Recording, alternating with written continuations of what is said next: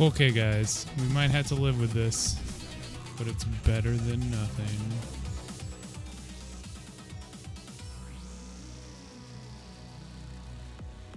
Hi, how's everybody? Sarah, they can hear you now, or should be able to. Oh boy, hello. I think my chat is borked when I disconnected my router.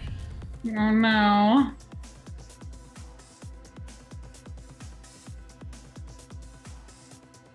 No, okay, it's good. Somebody just needed to talk. Yay.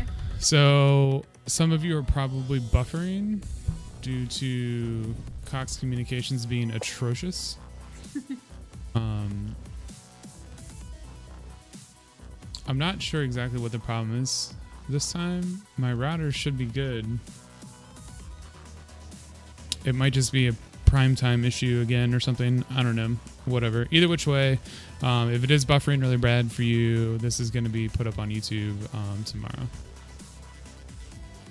Nice headphones. Thank you. All right, but let's get into it. Okay. So anyways, welcome to DM Discussions. This is mine and Sarah's DM podcast type show. We're going to talk about things that basically are DM intrinsic. So what it takes to DM, world building techniques or habits, how to deal with players, all kinds of different stuff throughout the show, I'm sure, until we run out of ideas. I run out of ideas. Think this is going to be bi-weekly. I could do this every week, but if you want to do it bi-weekly, that's fine. Yeah, I think it's going to be bi-weekly just so we keep the content stretched out a little bit. Today's episode is going to be about setting expectations when you start a new game with new people, and even old people, to be honest.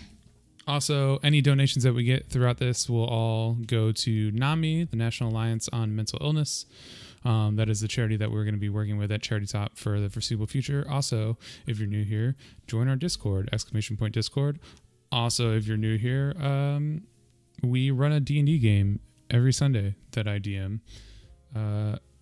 It's a train wreck, but it's pretty funny. Anyways, so yeah, setting expectations. I'm going to drink some coffee. I chug water like constantly, so I'm just... It's like DM rule number 1. Like, this is dog walking rule number 1. I'm just always drinking water. liquid beverages before game. Of any kind. Turn Sarah up a bit? Sure. I'm quiet. I talk kind of quiet, I've been told, so it might be my fault. No, you're fine. I'm super loud and smooth. Yeah, oh, you my guys mic is like can in see the corner of my desk on the side. Oh. What, you're like Chips Ahoy back there? Now you're super gained. Oh no. Hold on, I can fix it. Turns Cerah up 3,000%. I didn't turn her up that much. No. Yeah, I just said Chips Ahoy like earlier today. That's pretty funny. 9,000%. Hello. Also, although this is like a podcast talk show type thing, this will be very chat interactive. So if you guys have questions or insight or input on the topics that we're talking about, like speak up and continue the conversation. If one topic that we're talking about turns out that it's going for too long, then we'll just part 2 it, I'm sure. Whale shark plus Chips Ahoy? Yo. Y'all back off my whale shark. Man. But anyways, yeah, so setting expectations. I'm sure the few of you that are DMs know that not every game is exactly the same. Everybody plays D&D differently. I think that's just how D&D is, and that's kind of what makes D&D so awesome, to be honest. But things that are going to be in Sarah's games are not going to be in my games. What do you mean you're not gonna have 3 hours of people role playing, like walking to the docks, like right. in one session? You're not gonna have that in your game. And then for some other people, it could be something super completely different. But anyway, so it's important to sit down with everybody, or at least have a conversation with everybody about what to expect. So the first point that I have for this is figuring out what you want from a game. What you really need to do first is sit down and think about what you like in a game as a DM. Are you looking for combat? Are you looking for RP or adventure? Or are you looking for story? Or are you looking to push your OCs on people like Cerah is? Shut up. Listen, I started games specifically because people wanted to like hang out with my characters because they liked my characters in one-shots and stuff, and like I ended up just making a whole session around that, and like they just kind of cycled through my NPCs. They'll get stuck with them forever. I'm like, I have to take this away from you now. We have to move on. We must. So it's important to figure out what kind of game you want to run, and then you need to sit down with your players after you figured out what kind of game you want to run and figure out what kind of game that they want to play. And that's super important. Nobody is here to play the game that you want to play. Almost 900% of the time. Usually you'll find like a group of 2 or 3 people. If you're very, very lucky and you live in like a big city and you can go to like a comic book store type place or whatever and play, or you've got a crap ton of internet friends who happen to be into D&D or something, that's not as bad. But it's very, very possible that you're not gonna play the game that you want to play the way that you want to play it. And that's okay. Sometimes it like forces you to think outside the box. I'm sure there's things that Cerah thought was her ideal of D&D or whatever. I know that for a fact there was for me, that I didn't get to do when I started DMing, just because like players didn't like it, or there's players that I've had that like specifically left my games before because I didn't like the way I did things. And that easily could have just been like a conversation between me and that person. Like, hey, you know, what's going on? What don't you like? Or if I had known what that person wanted to begin with, if I had known that they wanted more combat, then I could have, I'm trying to think of the right word. Catered to that. I call it pandering to my players, because that's all I ever do. And I think that's why like my sessions tend to have pretty good like success rates, is because I try to survey what each person likes and just pander to them specifically. For sure. With, like NPCs or like story things. Like my main session that I run has a lot of different players in it. Like a few of them really like combat. One of them just wants to role play with my NPCs constantly, and it's like I just have to mix it up and like make sure everybody's happy each session. I try to have at least one combat. I try to avoid puzzles because like nobody likes puzzles in my session. And like I've seen puzzles tear sessions apart. They do, 100%. I'm just like, oh no. Sometimes just let them go completely off the rails on a different story. So that's going to be a separate topic. I've got a whole show idea about planning to fail, and how you should plan how you as a DM should plan your games, with the sole intensive purpose of not doing any of the things that you planned, because you won't. I am extremely story heavy. I am very lore driven and everything else. So I specifically told Akmor and Pixie Dragon are 2 of my players.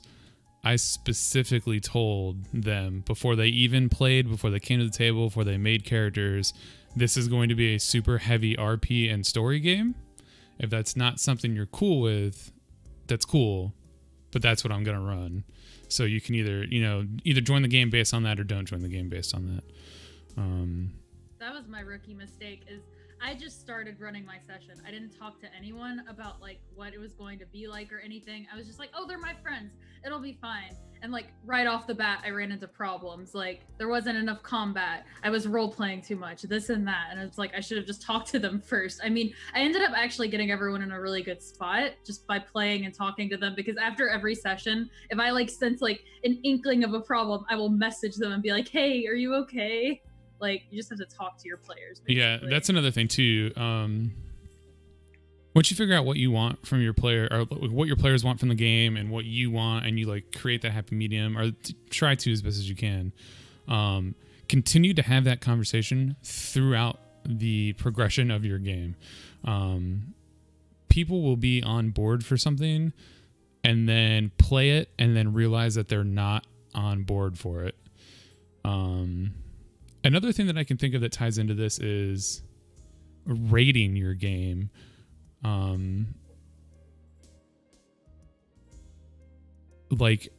have I'm trying to think of the right words, a like witch hunter Spanish Inquisition type campaign idea. And I already know that it's going to be like NC-17. And like, if you come to people like that and you're just like, look, I'm going to be honest with you, there's going to be scenes that shouldn't even be in movies, from the very beginning, that helps people understand like where you're coming from. The next point, what else did I have on here? Yeah. I've lost track of points already and started rambling. Welcome to my life. The other thing is being an adult, and standing firm with your conversation. If you've got a player in your group who just like disagrees with one certain thing, but everybody else in your group is totally cool with it, then like stand firm on the thing that everybody else in the group is totally cool with. Don't ruin the game for one person. My mistake also. I'm always like I said, I pander to them and I'm like, oh, well, this one person doesn't like this one thing, so I'll have a long conversation and everything. And then I'll look back and everybody else is fine with it, but they're like for instance, like just a thing in my game is like something is always happening. They can't just get on a boat and go somewhere, because I think it's funny if something's thrown at them around like at every corner. And one of the players is like, well, it's more like the character, I guess, is like, oh God, I'm so done with this bullshit. And it's like, Everyone else is fine with it. Even the player is fine with it. The character doesn't like it. So I'm just like, oh, I hope this is okay. I hope they're not going to try to leave the party or something. and that's another thing too, is sometimes people are going to leave your party. Let them. Yeah. As in their character. Well, I mean characters too. As I'm making a new character. I've actually done that before. I made a new character for a party because she didn't fit. And people are going to leave your game too. And we have a show scheduled on like what to do when people cancel or whatnot. But like even beyond that, like people aren't going to be a right fit for your game. This is especially true if you run public games. Sometimes the Kenku is going to make off with all your gold. Yeah. What up, Sarif? But yeah, so I got sidetracked. Public games. Everybody hears all of the like rumors about how awful comic book shops games are, and like, you know, they are. All this kind of terrible stuff. And that's true to certain extents. But if you're running a comic book game, good on you. I don't anymore, but that's my comic book store's fault, not the game's fault. But kick people out of your games, man. There's going to be people that come to your table and literally just ruin the game and bye. Yeah, we in one of my games recently, we had to kick a player, and it didn't end very well, sadly, but like we had to. It was not going well for anyone involved, and it's like the person that was causing the problems was upset. All the players were upset. We all went into the game with anxiety, and it's like, you just have to do it sometimes. It sucks. You might actually lose a friend over a tabletop game. If that's how it goes, I guess that's how it goes. I mean, some people take this, take anything that they do, games or tabletop or anything, super seriously. But like, if you've got a player that's like super meta about every little tiny thing and it breaks the game for everybody else, or if you find after the game wraps up and everybody kind of lingers and like that one person leaves immediately and then everybody immediately starts talking shit about all the things that that one person just did, it might be time to talk to that player about potentially leaving the game. And even before that, I would just talk to the player about the things that they're doing that make everybody talk shit about them. Metagaming is a whole nother episode. Yeah, honestly, I think that's why I'm pretty good at like DMing and running games, is because I had like 2.5 years of Final Fantasy 14 raid experience, because I'm just really used to managing people and feelings and stuff. It's like a little more personal though when you've got to kick a player from a D&D game over a static or whatever, or like a raid group, because it's like, oh, they're bad at the game, whatever, but like D&D, like when you're bad at D&D, it's kind of personal, I guess. It's like, I mean, yeah, I can see why you would feel like that, because like everybody puts so much of themselves into their characters, no matter what you say. I don't care who you are, you absolutely put like your feelings and stuff into whoever you're trying to RP as. Yeah, even if you don't actually relate to them, you have like some sort of like connection to them. Absolutely. If you're really into it. So that like the public game brings a whole set of like challenges that are different from a private game, and they're kind of both separate. When you say public game, you just mean like streaming it, right? Or are you talking about like, being in a comic shop or whatever? Like going to a comic book store, or there's a bunch of like Facebook meetup places, or even like our D&D I think has like a D&D finder, like Reddit, where you can like find local games and stuff like that. It's a big issue, especially for players that want to be super edgelords and don't understand the yes. And that's another thing too, is if your party, like you get together and your party wants to be a bunch of murder hobos, then you need to have that conversation before the game starts. If you the whole game I had went in flames because I didn't talk to 2 players who wanted to murder hobo. Yeah, if you go to the game and you're like, hey, no evil characters, like straight from the get-go, that usually curbs that. And if they still are evil, then they already know, or they should already have in their mind, that there's going to be severe consequences for their character doing evil stuff in the game. And if not, then that's on them. You've already like talked to them and everything. It's kind of their fault. Murder hobo is someone who, like, for instance, you walk into a bar and like a rowdy bar guy like pushes your character and you just turn around and kill them, or your answer to anything is just killing instead of like talking to anyone. And it's like, oh god, it's so awful, because I always roll like RP games, so when people want to murder hobo, I'm just like, oh no. And I mean, to be honest, I think everybody's had an issue with a murder hobo game at some point in time in their D&D career, and if you haven't, you will. If you play enough D&D, you'll absolutely I have that thing. And that's just how some people have fun with the game. You just have to, like, if you have like one person that's killing everything and then they want to role play it out or whatever, that can be fun. But like if they just kill things and kill things and kill things and the party talks to them and they don't do it or like fix it or whatever, it's like that's when it becomes a problem, basically. And the thing about D&D too, especially if, like for me, from my world specifically, they're very close to real life. As far as realism, obviously they're fantasy worlds and stuff like that, but like you can't just go kill somebody. In fact, Kelsey and our Pixie Dragon and Akmorn, or Shannon's party, their first session, they killed somebody who was an assassin trying to kill a party member, but they left him in the street. And everybody was just like, oh, no, it's all right. It's fine. Whatever. They went inside. And I even brought it up. I was like, so you're just leaving him in the street? And they were like, yeah, whatever. I love that DM thing. So you're just going to do this? Like you do that voice and they're just like, yeah. And they, they went to the inn. They had their night. They did whatever they were going to do or whatever. And then they wake up in the next morning and there's like the town guard investigating a murder in the middle of the street. I love it. So for me, like you can't just kill people and it not be a thing. And I'm sure that's for a lot of people. And then for other games, it's absolutely a, top-down real-time strategy mechanics game. Oh my god, that's not me. I'll be honest, I've barely read the Dungeons Master's Guide. I'm just like, join me for this roleplay experience. And you know, for people that play like Tomb of Annihilation or the Tomb of Horrors, or those like very specific like 1 or 2 shot puzzle dungeons that have like a lot of death traps and all that kind of stuff, it's more of like a puzzle game, and it's not really RP based and all that kind of stuff, so it doesn't really matter. But the point is you would have had that conversation with your players beforehand, and everybody would have known before the game even started that that was what they were getting into. Mm-hmm.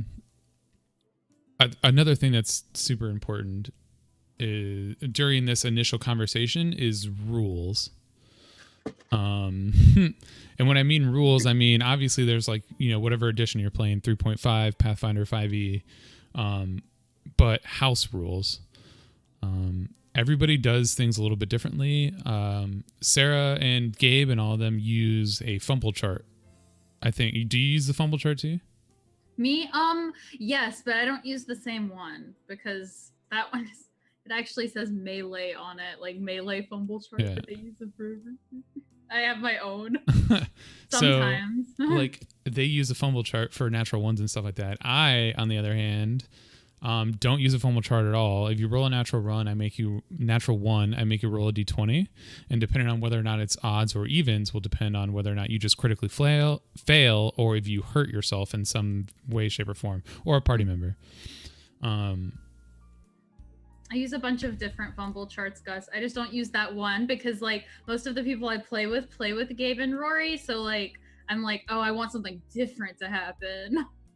And that's something that like, so when you sit down, either for your first session or before your first session, say, all right, these are my rules. Another thing is criticals. Nat 1s and natural 20s. Some people insist that natural 20s are auto wins.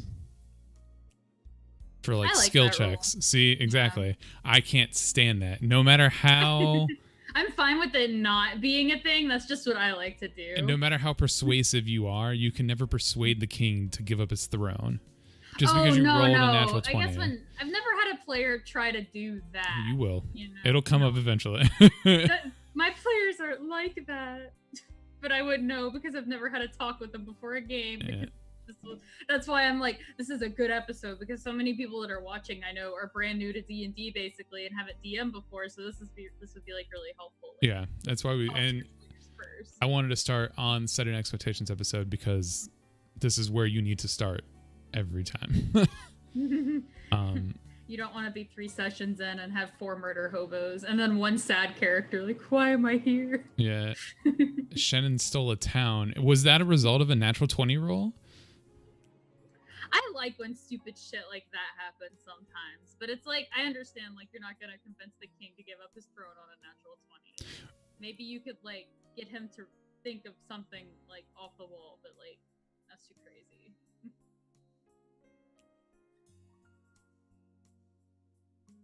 That wants to betray the party down the line. So that's interesting. In both of my games, well, kind of both of my games, I have a party member that is not working with the party.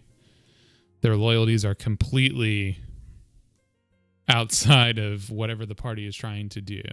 I have a player that's doing that also, but I think all of the other players have picked up on it by now. One of them, if you watch the Red Ivy games, which, hey, you can watch those on YouTube if you haven't caught up, or every Sunday. Stisk, everybody like rags on Stisk, you know, he's a metagaming character or whatever, and like he does all these crazy things, but like he's working for people that are outside the order, outside of all these other things. And yeah, he's doing these typical rogue scumbag things that everybody hates from rogues. We should have a whole episode on rogues. But at the same time, he is doing that because his character is specifically trying to work against the party that he's with.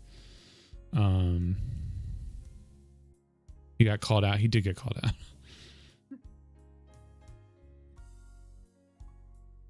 Keep getting muffled. Yeah, like your volume changes sporadically. I'm just sitting here. It's because my mic sucks. I should get a new mic. You're fine. I'll try and sit very still, and maybe it won't do. But that is a good point. That's absolutely a conversation that you need to have with a player beforehand, or when the player has the idea, they need to know to come to you to talk about that beforehand. Mostly so you can just get it into your story and have it like worked into how it works. Because it's at the end of the day, if you have something like that happening,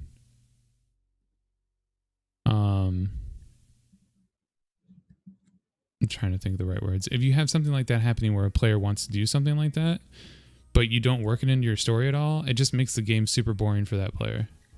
Yeah, I've made like a whole thing for it's Rory, his character, Corin, the weird cop criminal guy. Like I've got like a whole thing for him because he's trying to like slide money under the table from the party and betray them. Shit. I'm hoping that he like ends up being a good guy though. That would be cute. But I don't think he's going to. He's a bad boy. I mean, sometimes it's you gotta do what you gotta do, right? Yeah. But yeah, so that's another good point to bring up is like talk to your players. Hey, did you have anything crazy planned about your character? Is your character like a sociopath? Please let me know. please let me know. That's like, oh, I had a player once who like came up with their backstory in real time, but not like, oh, they came up with this or that, but like their whole like character, and they would say things, and I'm like, is that real or are they just saying that? Or like, I was so confused. So I have like, no one player that I trust specifically to like spout random shit off in the middle of the game that he just randomly thought of to make better. And Ja'Cory is very, very good at like RPing randomly, like random things. Like I'll do this thing where like, oh, the camera zooms out and it zooms back on this section of the party or whatever, and he'll like pick up on it and be quote unquote mid conversation with the other party member or whatever. It actually catches some of the other party members off guard, and it's kind of funny. But I know that there's time, like with that character or person specifically, I know that he knows what would be fleshed out in my world, like that has a specific detail or something named already or something like that, and what he would be able to make up, and it would be okay for him to make up. I think that's me and Gus's session actually with Ratsinus. I'm like a weird like DM player character in that session. And he's a DM too, so yeah, like, that's what I would call someone like that. I was about to say he would make a good DM probably. Yeah. He and that's the thing too, is we've both had this we both play in each other's games. We've been playing together for like probably 4 years now. Like it's very, very specific. But he's the only person I would ever do that with. Yeah. It also works because Ratsinus is a divination wizard. So sometimes I just like, Gus and I actually have this thing where like, I can just say something from someone's backstory at random. And then my character's like, wait, well, I don't know why I said that, but it's really good. I love playing my character. So what else did we have? What else did we have? Oh, yeah. And explaining, I think we talked about it a little bit, but explaining what you want out of your game to your players beforehand. Like we talked about the rating and stuff like that, but telling them like the theme you have in mind for your game. Is it going to be political? Is it going to be like an assassin story or pirates or whatever? That way people know what to make their characters kind of based on, or like what their background should be about before they even start trying to make a background. Because you have to remember that not everybody's a DM and not everybody has the crazy like creation center in their brain to write pages and pages of useless story about things. So it's important to make sure that your players know like what theming and setting and towns and stuff like that they have. The non-use of alignment systems when fleshing out a campaign with players. I straight tell people if something is banned from the game.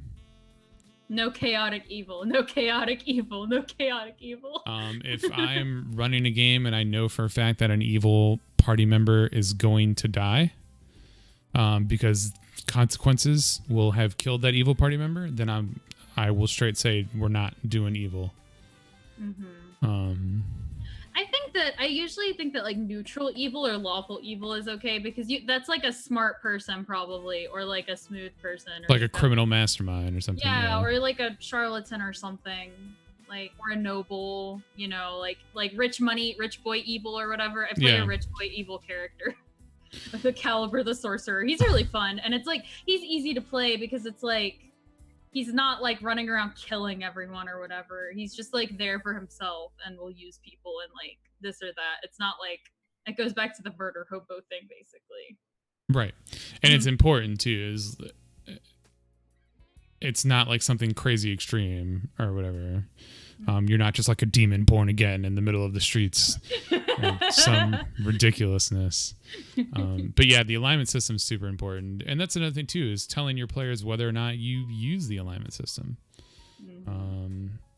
Some people don't. Some people just don't care.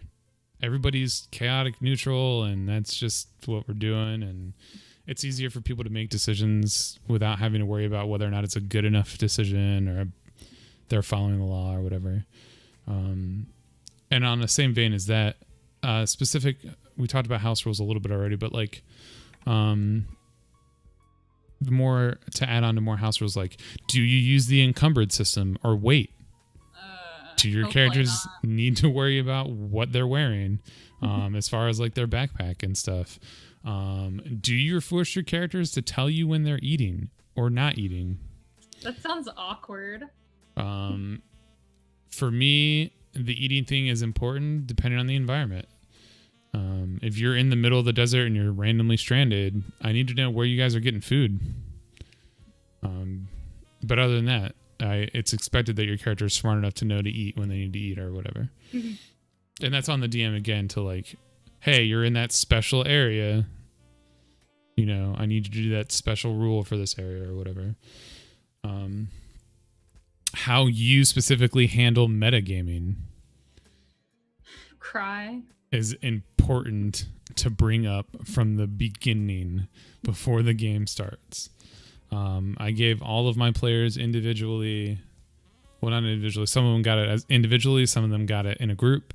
But Bahamut, who literally sits on my desk and guards my dice. Oh, nice. Do you use Final Fantasy 14 Bahamut in your session? Hell no, that's fake Bahamut. No, that's the one I use. What exactly is metagaming? Metagaming is when you do things that you know, but your character wouldn't know. Like, for instance, if you're on a map and you see a guard around the corner and you like, your character reacts to that even though they have no idea that the guard is there. Or two people RP'd something that your character would not have heard at all, and then your character makes a statement about that RP session just because you heard it. Yeah. I'm so blessed my players don't metagame, because there's a whole chat where with the detective criminal character like writes out his like journals or whatever, and like it's just like this big huge thing, and like none of them like, you know, acknowledge it, and I'm just like, thank God, let him have this. And I mean, for some people, this is a really, really hard thing to master. Metagaming is like ingrained. To them, it's a game. So it's, you know, player versus DM, and I'm going to use all the advantages I have or whatever to win the game. And some people, it's not that big of a deal. It's whatever. They know that that's not what their character would know. But in my games, Bahamut is the planar guardian. So he senses the difference between the fantasy world and the real world and knows when that information is being transferred. And he enacts punishments on metagaming. In one of my games, Bahamut has swooped in he made everybody pass out, and then appeared in everybody's mind, explained why he was there, who he was, and then blinded everybody for a minute. Everybody had the blinded affliction for a minute in the middle of a dungeon. Oh my God. So different things. I've had Bahamut take a player completely out. The player was kicked from the game, and then Bahamut handled the RP reason for why the player. That's a good RP choice. Like, I have I have a group of Thrycreens that are based off of Psycho Mantis from Metal Gear Solid that deals with metagaming. Yeah. Because he literally breaks the fourth wall. Comes too easily when people aren't as RP serious or simply choose not to RP. Yeah. Unfortunately, metagaming for some people isn't something that they can break because D&D is a game and it's literally just a game. Whereas for people like me specifically, D&D is a interactive novel. Where everybody's kind of telling the story or coming together to tell the story and create the story. And that's not how it is for everybody, and that's totally understandable. I challenge you to go play Warhammer instead of D&D, but it's cool if you can find a D&D and other people that want to play like that. Banned from Guild Wars when death comes to sight. Yeah. Bahamut literally dragged the character completely off without even knowing the plot of it. Hey, if that happened in A Realm Reborn, that's great, because I have no idea anything that happened in A Realm Reborn. No, it's pretty cool. I like that idea. Because, like, I'm super, like, if I've ever had to kick a player or I do this or that, I've got to make it make sense in my story and my plot and everything. I can't, like, just be like, well, they're gone. No. Like, I've got to do something. And, like, Bahamut doesn't have to come. Sometimes metagaming just happens. That's fine. There's a lot of information that gets thrown around constantly. A player might hear something and then go, oh, crap. Did I hear that? Like, was my player there? I just said it. I don't remember. Bahamut's not going to come down and, platinum smite the party. What did you say? For that or whatever. But to the theme of this episode, it is important that everybody knows what you expect out of metagaming. My players know that metagaming is a harsh punishment in my games, which then leads to fear when somebody says something that they shouldn't have said, and everybody kind of looks at them like, oh no, please. Yes, Wallace is. There's Wallace. The unofficial mascot. Wallace, say hello. He does not give a shit. Can't just act like they're not them anymore, I guess. Accidental metagaming is definitely a thing. It is. And it's... You can't help it sometimes. I've done it 100 times, I'm sure. Yeah, I metagamed a little bit when I first started, but I get like in a zone when I start playing D&D, like RPing. It's really bad, to be honest. I'm so obsessed. But I understand, like, I've played with a lot of people who are like, this is a game and I want to win the game. And like, that's fine that that's how they want to play, but I've never run a game where that like really flew, Yeah, and it's important to like set that standard up from the beginning. Another major important thing is homebrew scenarios, following like the house rules and stuff like that. If you plan on running a homebrew game, you need to tell that to your players before they sit down in the chair. Your players are playing characters that are probably young adults or sometimes old people. They've grown up in your world. They've experienced things. They've been places. So if you're running a homebrew world, it is important to give your players information about your world before they come to the table. I have my party members roll an intelligence check once they roll their stats and stuff like that. And then I create a list of things that their character believes to be true about the world. Whether or not they're true is one thing. That's all based on their intelligence roll. But it's like a list of, this river is called this and that's why it's called that. Or, this is the political atmosphere of my hometown for this reason or whatever. The purpose of that is two things. One, it makes your character feel more alive when you come to sit down. But two, I'm not the only one explaining the world at that point.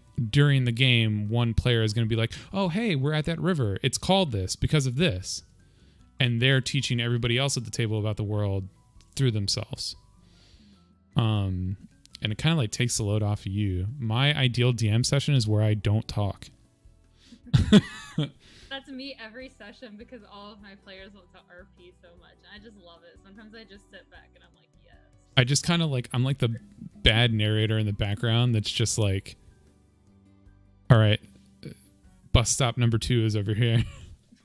And I move them to bus stop number 2 and then I let them do whatever they're going to do. They RP for an hour as they get to bus stop number 2. Yeah. And that's cool. If and that's the thing too, is you need to sit down with yourself, and is it going to be a player game where everything is about the players, or is it going to be a DM game where you're specifically telling a story that you want to tell, and you need to specifically talk about that with your players. I would say that with D&D, if you want to tell a specific story, go write a book, because everything that's in your head is never really going to come out. I've had DMs like that before. It's never really going to come out the way exactly that you want it, but that's okay. That's the whole point. But for some people, it's not. They've got this idea in their head, and it's got to be the way that they want it or whatever. You need to have that conversation, for sure. Do you do any homebrew specific? Your campaign's homebrew, isn't it? My whole session is homebrew. I know very little about the actual lore in D&D, so I just from the get-go I was like, oh, I want to run my game right now. So I just, Gabe had already had like half of a world built, so I just I was like, okay, I'm throwing my session in, and it's going to be 15 years before your session. Yeah. And so Gabe and I have really like built up the world, and the players have too. Like, there's places in the world that the players made up themselves, actually. Yeah, we did that instead of what I like your idea too, where you like have your world and you tell them what they know about it. But what I do is we all sit in a call, and like everybody talks about their characters and what they're doing with them. And like, I'm like, all right, here's the map. What area are they from? And they pick something. And if it doesn't exactly fit what they want for their character, we just let them make something up. There's literally like a monk island called Angel Lake, where like there's a bunch of monks that live there that one of the characters. So I kind of do that. So what I do is I like create the setting that I have in mind or whatever, and I put it on a map. And then I give the map to the party that, the players that I have confirmed that are going to be at the game. And then I say, okay, these are the races that are on this island or whatever, Here's your list of choices. I have that. I'm not kidding. Yeah, I'm sure. and then I say like, all right, so pick where on this map you want to be from. And then once they pick where they want to be from, I'll tell them a little bit about like that city that I come up with, and then I'll wait for their backstory. Once I have their backstory, I'll finish fleshing out that area, so that way it all mixes together. I like kind of not knowing a lot about my party members before I start as a player. Yeah, and that's another thing too, is some people don't want to know anything about anything. Some people want to keep all of their stuff super on their character sheet, and nobody's allowed to look. Stop taking my answers for the test. Yeah. I've had like no one in the session, no one ever wants to do the same thing. Like, oh, we don't know each other or whatever. And typically what I do with that is I let the people who want to like know everything on the other person's character sheet. I'm like, well, you guys already knew each other. You're like traveling with each other for some reason or whatever. Like, work it out. Well, and that's the thing too, is like, so I created like a starting place. Artin is the city or the little small town that they started out in. And I said, for whatever reason, your character is in Artin. Figure out a reason. And this was weeks before the game was supposed to start, and everybody knew it was weeks before the game was supposed to start. So I had people like Pixie Dragon's character who left her home to follow her dreams to become a singer and all these kinds of things. Artin happens to be the home of like a huge bard's college or whatever. So that's why she's going. Same with Virus, our sorcerer, is kind of the same deal or whatever. Shannon's character was specifically sent off there. And another Genasi happened to be sent there as well. And so then I do session 0 with everybody, where I'll either do session 0 with you individually, or I'll do session 0 with 1 or 2 people. So that way everybody kind of knows each other's characters, like they know each other's names. And it's not like a complete surprise when one random person sits at the table or something. In the inn, where every adventure starts at the tavern or whatever. It always starts at the tavern, right? I start every session in the tavern just because like I've always done it. I'm like, I have to. We gotta like have an episode where we talk about like D&D tropes, like things that happen in every D&D game. Oh my god, my whole session. Every orphaned character that's never had parents or whatever. Every one of my characters. Yeah. No. Oh, I'm sorry that I like spoiled Rue then in that case, because that's the character I was bringing to you guys' session as a guest. mean, that'll be fun. Rue's only going to be there for like 2 sessions anyway. So yeah. He's gonna probably not even last like half of the first session. He's gonna die. He's so bad. Lost Family Sips tea, yeah. Let's see, what else did we have on here? Oh, setting a schedule before the game even starts. Please, God. Everybody sit down together, find out what days everybody is available, and then pick that day. Decide if it's get a when's good is up, you know, like Google like those like little sheets with like the calendars and set that up. Yeah. Figure out when everybody's available, for how long everybody is available that one specific day that everybody's good to go. And then on top of that, figure out if it's going to be like weekly, bi-weekly, every month. I don't know how you could have a game only go once a month, but some people do. Yeah. But make that schedule beforehand. And that way everybody knows when they're supposed to be there, what time they're supposed to be there. My work buddy group has me twice in the past 3 months and the campaign hasn't even started. That doesn't compute. That doesn't sound like it's going to happen. Get out of that game, because it's not ever going to happen. You're going to play like 2 games and people are going to get frustrated. People are always going to cancel. More times down the line, like our session. Yeah, and that's fine, because then the party can get together. Originally our session was bi-weekly, and the party came together and was like, hey, can we just do this every week? And everybody was cool with it. That's every one of my sessions too. It's like, we're going to meet every other week, and then like 2 weeks in, can we meet like every day? Like, yeah. No, we can't meet every day. I'm sorry. We can't just live in this fantasy world. But that's the thing too, is once you have that schedule and everything's set, you need to reiterate that schedule at the end of every game. At the end of the game, you need to be like, hey, is everybody good for next Friday? So everybody can be like, oh, yeah, we're still good. I can't wait. Or they can be like, oh, no, I'm going to visit my great aunt from Hawaii or something. And everybody can expect, oh, damn, but now I'm not going to be waiting on Friday night next week to play a game and then random doesn't show up. That happens to me a lot. It's super frustrating when people don't like communicate canceling, or like it's 30 minutes past when the game was supposed to start, and then somebody's like, oh yeah, I'm not going to be there tonight. Oh yeah, that happens a lot with one of my other sessions, and I was just like, I straight up like ceased the game meetings for like 2 weeks, like straighten your shit out. Yeah. Everyone's punished because of you. I mean, it's okay. And we'll have, like I said, we'll have an episode about canceled shows or whatever. Or sessions, I mean. And that's a whole nother thing. And there's all kinds of things that you can do when a game is canceled. Yeah, it sounds like rating. Kind of like rating. It's 100% like rating, but more personal. Except it's kind of more personal. D&D, depending on how hardcore you are with rating, D&D is a really big time like commitment out of your week or whatever.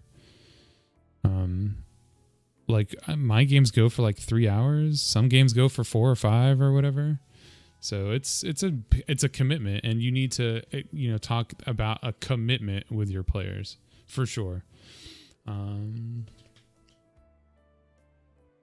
We had the being an adult conversation. Be an adult. Don't be a fuck ass. If you're a player, don't be a fuck ass. As a DM, it's a commitment. Yes, 1,000%. If you tell people you were going to DM them a game, do not. Oh, I'm just going to wing it. Oh yeah. Like, I'll bring this up at ending a game. I'll tell the story about how I super flaked out and did terrible once. If you're going to DM for a game, you need to be ready to take at least triple the amount of time that session is going to be throughout the week or the 2 weeks or whatever to get ready for that game. And then you're right. The players need to understand how much of a commitment it is for the DM and how much work that the DM is legitimately doing. My life is consumed by D&D. Between running this channel, running the RP Sunday game, running my Friday game, which is like my little pet personal gem. I've got D&D books all over my table right now. I've got tarot cards all over the place. I've got like 4 sets of dice and Bahamut. I've got a whiteboard with like 18 different D&D ideas going on all right now. That's, for me, obviously it's an extreme case. I'm running like 18 D&D projects at once, and Sarah's the same way because she's also running like 18 D&D projects at once. I'm in 3 long-term games. I run a game. I run at least one shot a week, which you can join in the Discord if you want. I'm gonna run a really new player friendly one pretty soon, I think. I have like comics, and you have your list of D&D ideas, but I have a long list of D&D NPCs that I'm just gonna build ideas around. Just constantly build NPCs. Yeah. Sarah's like an NPC generator, just like a calculator. I was like, oh, I'll bring a character I already have to your Friday session. And then like 10 minutes later, I was like, hey, so here's this character idea that I have. that I just made. Don't worry about it. For a player to realize that the game doesn't just magically appear overnight, it is super important. And sometimes it's important as a DM to remind you, like, again, having a conversation, to remind your players, like, hey, man, this shit's hard. Yeah. If there's... That's another thing about having a conversation that's super important. There's going to be game weeks where you don't have a good week as a DM or a player. Either your RP is off, or you're sick, or you didn't get nearly as much prepared, or you didn't plan to fail and your party went 1,000 miles in the opposite direction of where you expected them to go, and you had absolutely nothing ready, and this is your first time ever doing something like that, and you freeze up and you're scared and you don't know what's going on anymore. That's happened to me. I'm scared. I'm in the rain. Let me in. Yeah. My last session, actually, I was like, I don't know what they're going to do, so I'm just going to plop them down and see what they do, and the whole session was completely improvised. Yeah, and sometimes it's okay to like improvise if it's improvisation in like a controlled environment, like like the basics of what's around. I had a really good idea of all of the areas they could go to, so different things would happen, but it depended, because basically they had just performed an assassination and they were carrying around a decapitated head in the middle of the night, and I was like, I don't know how they're gonna deal with this, so like, we're gonna go back to the inn, and I'm like, you do that, but it's not easy. It was really funny, though. It ended up being like really good, but I had no idea what they were going to do, and I didn't want to ask them ahead of time like what they were planning, because it's like, that's weird. So D&D is super, very much a commitment, especially more so on the DM than anybody else, 1,000%. So you need to be ready for that commitment before you even bother having any of these conversations. We talked about standing firm and not ruining the game for one person.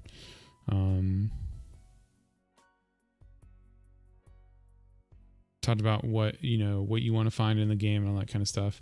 I do want to bring up, so sometimes you'll have people that are new. You need to talk to your players about their experience level before they get into the game, and your experience level too. Like, hey, I'm a new DM. That way your players understand, like, okay, some things you're gonna mess up or not mess up, and then that's fine. At least I know you're new. And sometimes you're gonna have players that are like, I've never played D&D before, I really want to try it. If you have players, and this is just like a me to you personal thing, please, for the love of God, cater to them and make it a fantastic game as much as you can, so that way they're able to, their first game isn't terrible and it immediately turns them off. I've seen so many people hate D&D because they went to a comic book store game and were sexually harassed for 45 minutes and then left the table or whatever. It drives me nuts. But anyways, but on the topic of having a new player, Yasu, or Imp King, in our Discord, let me just pull this up here. So he is going to be running a bunch of Starfinder games. He's actually going to be running a charity top campaign, a Starfinder campaign. But because he knew that pretty much everybody is new to Starfinder, he created a PowerPoint for those new players to come, to invite them to his world and what his world is, and to give like the basics of how to make a character and stuff like that. So this PowerPoint primer thing, he calls it a primer, is a perfect example of like how to deal with that. So you've got like, you know, the intro, he talks about his system and like his homebrew things that we'd already talked about. So you already know that there's going to be homebrew in this world and that some things are going to be specific to him or whatever. He throws in a little bit of comedy like in the middle of this primer, like, you know, saying things like the fucking sun or whatever. So you know that like not everything is super serious. There's some lightheartedness or whatever. He explains each one of his stations and worlds and gives you just a little bit of information. So you know where to think. And then there's a whole section on how to create a character. And this is super important for something like Starfinder, which is really complicated character design wise. Like overly complicated, to be completely honest. The game might be a lot like D&D, but the character and classes and stuff are definitely not. So to have something like this at the beginning of a game is super, super good idea. And I encourage people to like steal the idea for having a primer. Because it's a super great idea. At least I think. Yeah. And then that would lead us to our final point, which is ending the game. So you said you had a story? Yes. So it was the very first game that I had ever DM'd. And so I had a group of players, and I had a few murder hobos, and I had people who wanted to role play, and I just didn't talk to them at all before I started the game because I was like, oh, they're my buddies, it'll be fine. And a couple of the players were really like entrenched in my story. So instead of like talking to everyone, and this is also the game where the person kept not showing up and I put them in no jail for 2 weeks, like no games, because this one person will not stop not showing up because I had prepped so much for their character in the next game, and I was like, no, I'm done. So I just took 2 of the players and I moved them into a different session and just continued my story with different people without telling the other people. Eventually, I did tell them, and I should have just talked to them. It's really not that hard to talk to your players. That hard, like so hard that everyone was miserable in the game, and like I just moved take them and move them over here. And that's the session I'm running now, actually. Like it's still a continuation of that, but with 2 of the original characters. Yeah. I should have just talked to everybody. I really should have. Communication was bad. I should have had like the big talk. This whole like episode that we've gone on about. Like I should have just talked to them, and like I didn't. I just moved it. I mean, and sometimes, you know, you just kind of feel overwhelmed about it and you're just like, I'm just not going to deal with it.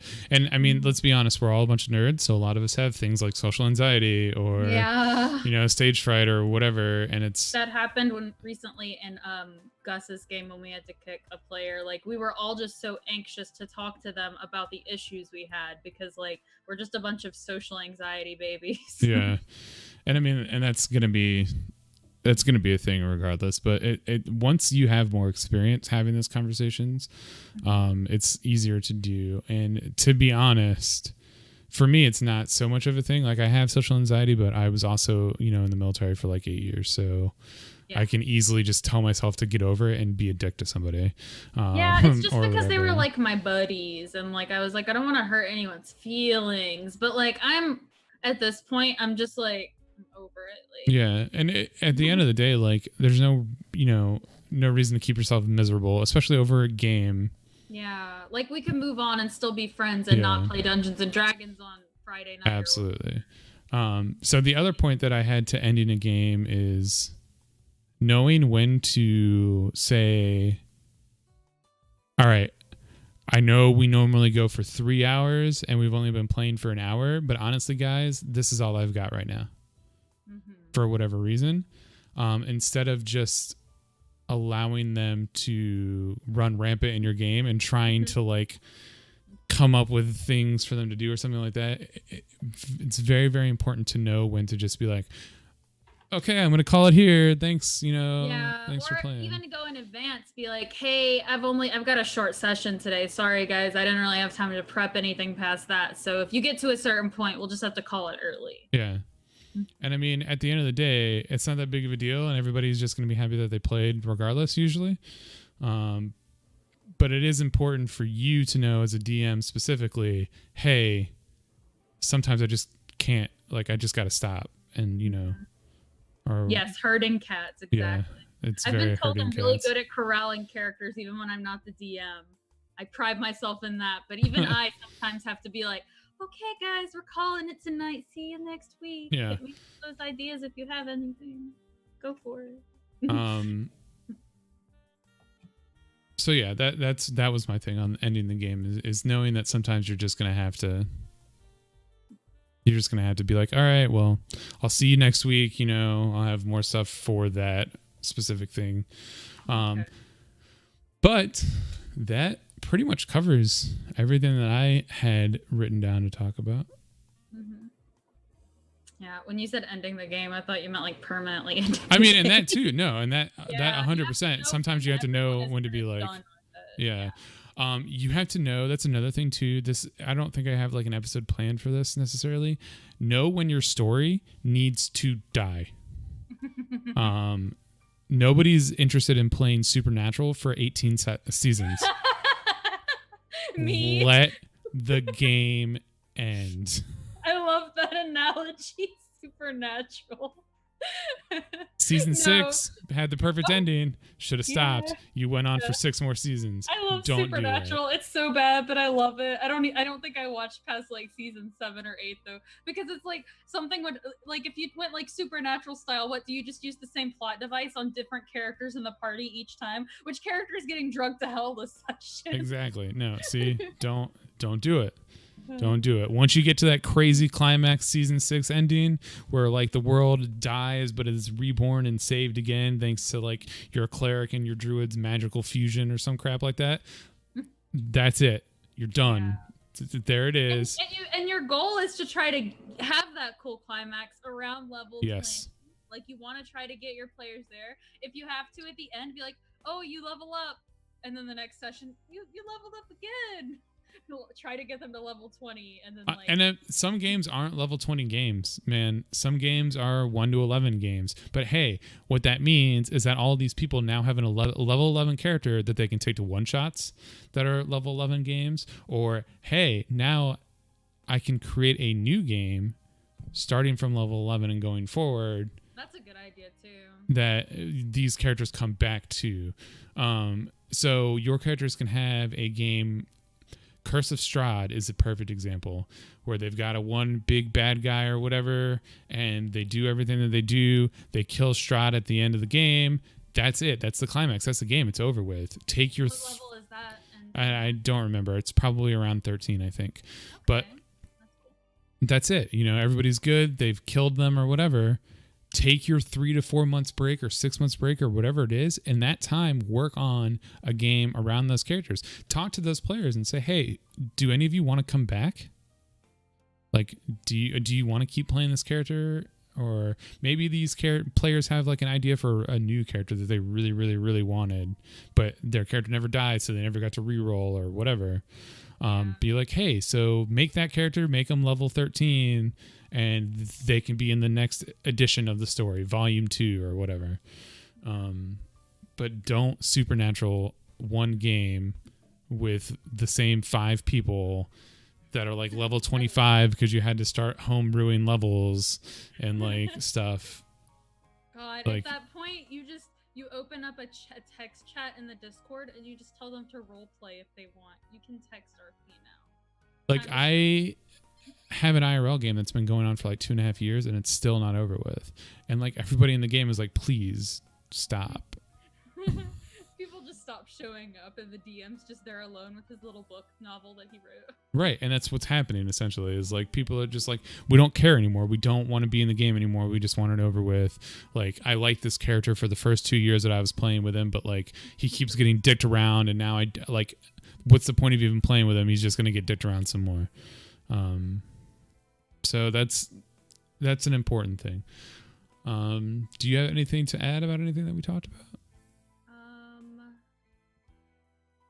I guess I was gonna say there at the end, like for my session, like I could see it being a level 20 session and all of the characters, like things being about them. So I was basically just gonna give every character an arc and then end the session at the like after the character arcs, and that would get them all the way to level 20 because of how long they RP. But that's not for everyone, you know? No, and that's for your group, then that's for your group, and it's cool. But you guys have had that conversation, and that's what you expect out of the game. Yeah, so this was the first episode of DM discussions. We'll do this bi-weekly. Next week, I believe. Anyone in chat have any last minute questions? Yeah, for sure. If you guys have any questions, go at it while I spiel away.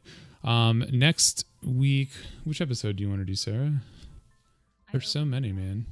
I opened it up. Yeah, let me look really quick. You know what? Or why don't you list off the topics and then the chat? Well, that's what I'm going to do. Me and Sarah are going to pick between like 4, and then I will drop a straw poll in the Discord for you guys to vote on. Straw poll's my favorite. I love straw poll. Ask anyone who used to be in my raid group, which is like 2 people in the chat. I love straw poll. But yeah. So thank you guys for showing up. This is very much what's the worst session you've ever had. That'll be a whole episode. We can talk about DM horror stories. Maybe that'll be an ongoing series or something. I can definitely. I've been DMing for like 10 out of the 15 years I've played or something like that. So trust me, we can talk about some DM horror stories. That is a good episode. I think we might already have that. Probably. I would feel bad about DM horror stories because most of the people I play with. It's fine. Everybody makes mistakes as players. Yeah, everyone is so chill though, like that I've played with. Like that's why I'm like talk to people, because I could have just talked to them instead of taking the session and moving it away. Yeah. Well, I mean, I still would have done that, but I should have just talked to them about it first. But anyway, does anybody have any questions pertaining to the episode theme? Basically? So other than that, seriously, thanks for hanging out. This has been guest stars, guest stories. Yes, we are gonna do guest stars. We'll be hitting certain people up throughout the course of this. We can put the guest stars over there with Coward, like behind the table. You just draw them back there.